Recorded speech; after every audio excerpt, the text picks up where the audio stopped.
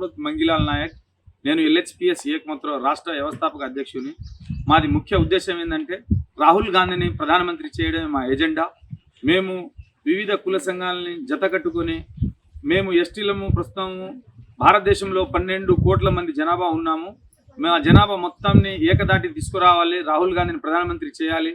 మాకు సముచిత స్థానము మాకు రాహుల్ గాంధీ గారు కల్పించాలని మేము వినతి చేస్తున్నాము. అలాగే రేవంత్ అన్నకు మేము వెన్నెంబడి ఉండి సుమారు 45 స్థానాల్లో కాంగ్రెస్ గెలుపుకి కీలక పాత్ర పోషించామంటే మా ఎస్టీ లంబాడి సామాజిక వర్గం అని అంటాము. కానీ మేము ఒకటే అడుగుతున్నాము, రేవంత్ అన్నకు దయచేసి మమ్మల్ని గుర్తించండి, మా వాళ్ళని ప్రముఖులకు రాజ్యాధికారం వైపు అడుగులు దిశ వైపు వెళ్ళే విధంగా కొద్దిగా నామినేట్ పదవులు ఇవ్వండి, ఎమ్మెల్సీలు ఇవ్వండి, రాజ్యసభకు ఇవ్వండి.